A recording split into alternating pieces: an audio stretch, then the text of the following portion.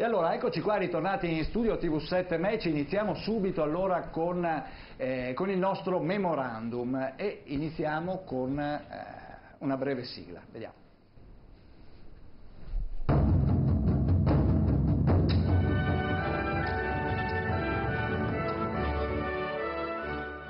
Memorandum, storia e memoria.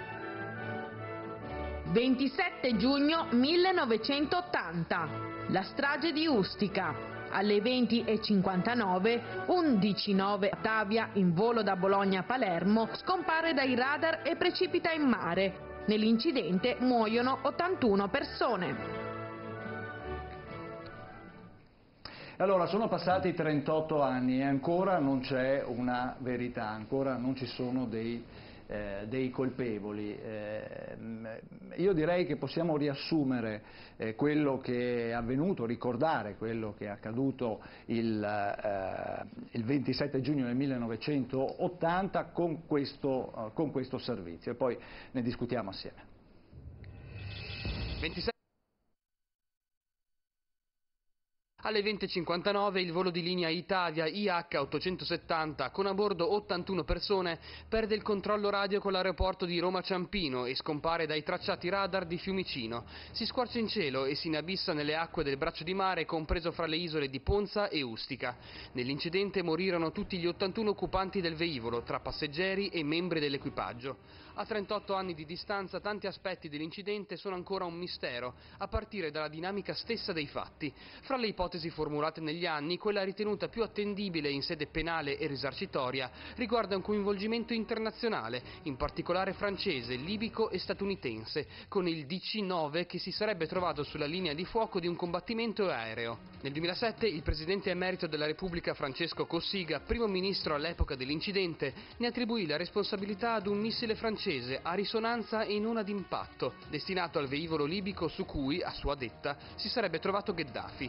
Tesi analoghe alla base della conferma, da parte della Cassazione, della sentenza di condanna civile al risarcimento ai familiari delle vittime, irrogata contro i ministeri di Trasporti e Difesa dal Tribunale di Palermo. La magistratura continua a lavorare, ma all'appello mancano ancora i nomi degli esecutori materiali, i mandanti e di chi ha coperto e depistato.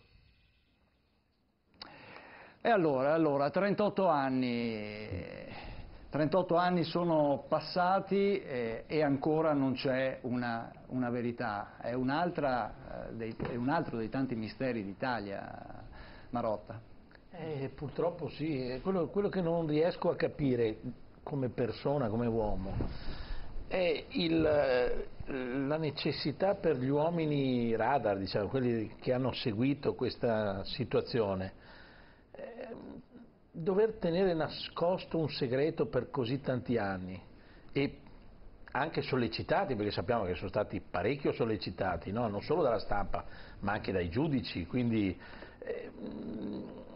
il segreto di Stato, il segreto militare, io credo che il radar non può aver preso solamente, aver visto solamente il tracciato dell'Itavia, no? Dell'aereo dell'Itavia. Avrà visto sicuramente chi c'era, sul tracciato si saranno visti anche gli altri aerei.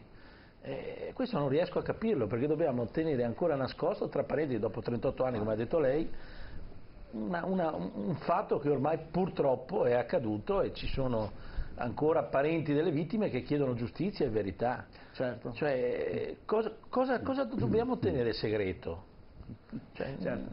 Certo, Marrella, cos'è che dobbiamo tenere segreto? Che cos'è che non deve emergere? Purtroppo questo orribile episodio è avvenuto in un periodo storico, a mio giudizio, ben determinato, cioè eravamo nel pieno della guerra fredda e quindi anch'io sono convinto che al radar non potevano sfuggire gli altri aerei, però ovviamente sugli uomini radar, adesso conoscendo anche un po' il mondo militare, ovviamente rispondono agli ordini dei superiori, quindi semmai la domanda è come mai che dei generali, e quindi si va ai più alti livelli delle forze armate, insomma, abbiano tenuto segreto. Ovviamente la risposta, che mi sembra ovvia, è che appunto era un segreto militare e in quel contesto era un segreto NATO addirittura, non addirittura... Sì, però mi scusi professore se la interrompo, è anche vero che dicono che quando i militari sono di fronte a reati o a qualcosa che è contro la Costituzione, il diritto eccetera, hanno anche il diritto di non obbedire rispetto a dei comandi che sono fuori ogni grazia di Dio. Vabbè, ma cioè, questo è... no, mi scusi se l'ho interrotto. È giusto il rilievo, però lei si riferisce però a dei militari in combattimento, quindi questi non sono militari in combattimento, sono dei militari che stanno rilevando lo spazio aereo italiano e quindi evidentemente così deve essere successo. Sono d'accordo con lei che anch'io vorrei sapere come mai è stato tenuto così segreto, ma è evidente che dal punto di vista così tecnico la possibilità c'era. Mi sembra che stia emergendo un po' alla volta che sia stato in effetti più un attacco francese che statunitense, però ripeto, non è difficile ancora dirlo. Non c'è chiarezza. Su questa cosa si è espresso più di qualche volta il presidente Francesco Cossiga. Allora sentiamo questo breve intervento appunto dell'ex capo dello Stato. Quando io ero Presidente della Repubblica informavo l'allora sottosegretario di Stato, oggi Ministro dell'Interno Giuliano Amato e anche me, che erano stati i francesi, decollando dalla Clemenceau un aereo di marina che aveva lanciato un missile. La tesi è questa, che loro sapevano che passava l'aereo di Gheddafi per andare o per tornare alla Jugoslavia. La verità è che Gheddafi si salvò perché il Sismi, il generale Santovitto, appresa l'informazione, lo informò che lui era appena decollato e tornò indietro. I francesi questo lo sapevano e videro un aereo che era dall'altra parte dell'aereo italiano e si nascose dietro per non farsi prendere al radar, perché l'ombra, si dice così, dell'aereo italiano copriva l'ombra dell'ombreggiato, cioè non faceva vedere il radar. Ecco, Valdegamberi, ecco, c'è da dire che appunto Cossiga... dopo una missione così autorevole, che non ci si trovi ancora la soluzione, è veramente raccapricciante. Sembra che non siamo in uno stato di diritto, ma in uno stato quasi militare, dove c'è qualcuno che comanda e al di sopra della legge si pone, ci sono degli interessi che, questo conferma una delle tante, non è la prima volta, ma purtroppo questi fatti in questo paese inspiegabili avvengono spesso, e spesso spiegazioni non è che non ci siano, ci sono quasi da palizzare chiare. Tra l'altro un ex Presidente della Repubblica che dichiara cosa sapeva, cosa è venuto a sapere, quindi ha dichiarato lui quali sono le responsabilità, e però non c'è nulla di fatto, non si arriva a nessuna conclusione. Troviamo prove che vengono cancellate, spariscono persone, spariscono cose, insomma, ecco, questo veramente lascia capire che in Italia in fondo c'è una libertà, diciamo, limitata, ci si può, una democrazia sotto controllo, sotto tutela, ci sono degli interessi superiori che vanno anche oltre il nostro paese, spesso di carattere militare, che condizionano fortemente la nostra vita politica e anche il nostro sistema di informazioni oltre che di giustizia. Quindi una giustizia che presenta dei diritti sulla carta, ma di fatto non è esercitata fino in fondo. Certo. Questo non succede però in Francia, in Spagna, in Inghilterra. Quindi lo stesso Cossiga dice: l'Italia è una nazione, è uno Stato a sovranità limitata. Lo dice lui, quindi faceva parte dei servizi, era capo della Gladio, mi sembra che se non lo sapeva lui non l'avrebbe saputo nessuno. Ma il problema è un altro. Il problema è cosa è successo veramente in quel momento, quel giorno, e in quale maniera si è realizzato questo disastro. Allora, l'aereo DC-9 è stato fatto partire in ritardo. L'hanno lasciato sulla pista di Bologna per un'ora e mezza perché non avevano ancora l'ok dalla Jugoslavia che i MiG stavano arrivando. Allora, faccio un inciso, io conoscevo bene il colonnello che gestiva la base del Venda.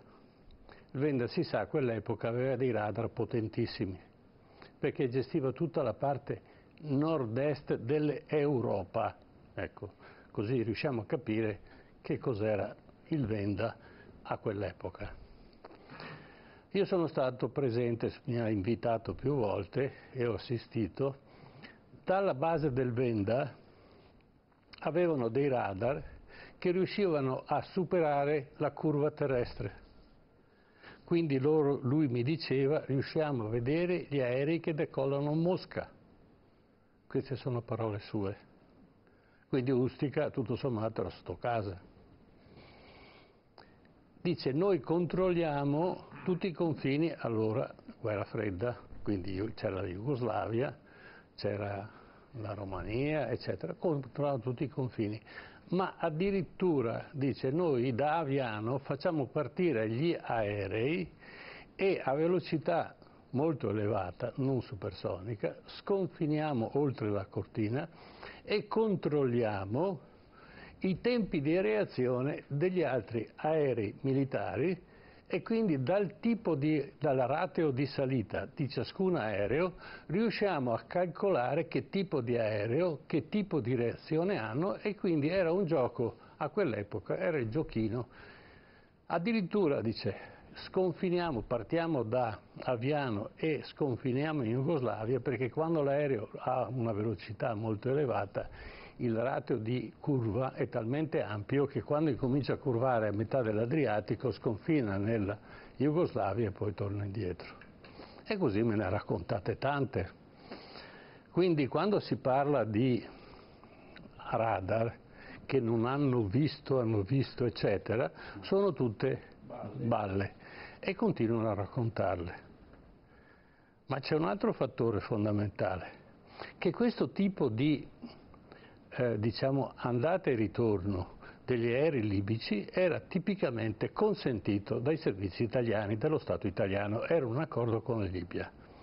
La Libia non era in grado di governare, di riparare, di manutenzionare i MiG, quindi periodicamente i MiG passavano dall'Italia per passare poi lungo il Veneto, andavano in Jugoslavia, lì venivano manutenzionati e poi tornavano indietro.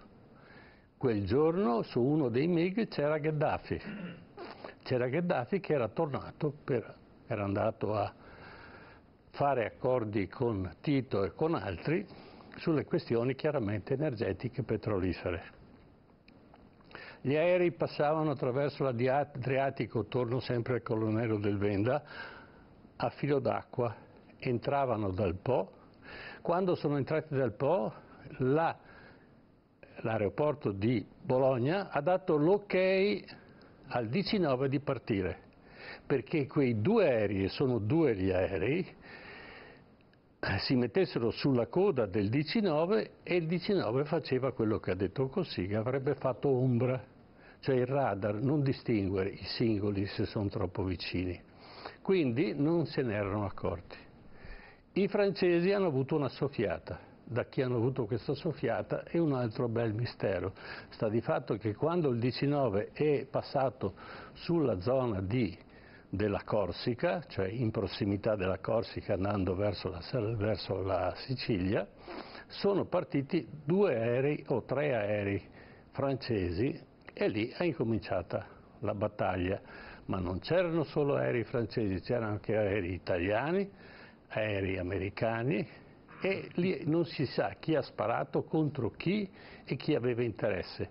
Sicuramente la Francia aveva il dente avvelenato nei confronti di Gheddafi, ma anche l'Inghilterra, perché a quell'epoca era già caduto il 747, che è stato un attentato fatto a una compagnia aerea, ma poi gli attentatori si sono rifugiati in Libia e Gheddafi si è rifiutato di consegnarle alle autorità inglesi.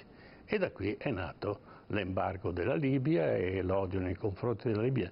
Però non bisogna dimenticare una cosa, che di tutta questa questione quello che conta non è tanto le questioni di principio, ma conta il petrolio e l'uranio. Nel Sahara c'è una quantità di uranio enorme e si sa benissimo che la Francia sull'uranio ci va pesante. Quindi ricordiamo immediatamente dopo, a distanza di poco più di un mese, l'attentato a Bologna. Siamo nel 1980. E qui sarebbe da aprire, ma naturalmente ne parleremo all'occorrenza, di aprire un capitolo: chi portò quell'esplosivo nell'aeroporto di Bologna, parliamo di decine di chili di esplosivo, che ha fatto saltare un'intera stazione. E allora non possono essere stati soltanto 2 o 3 improvvidi rivoluzionari o attentatori, sicuramente dietro c'è un'organizzazione, è un'organizzazione molto pesante, e questo sarebbe interessante anche che si venisse a scoprire cosa è successo effettivamente a Bologna, e siamo a 2 anni dall'assassinio, o forse meno, dall'assassinio di Aldo Moro, e è il momento in cui l'Italia soffre di più di un'invadenza da parte di tutti gli stati mondiali, perché in Italia si può fare quello che si vuole e se ne esce impuniti. Certo, certo. Allora, ci fermiamo qui per quanto riguarda la ricorrenza, allora andiamo in pubblicità, ma adesso ritorniamo e ricominceremo a parlare ancora di Francia e magari anche di uranio, di petrolio e di quant'altro. A tra poco, dopo il break.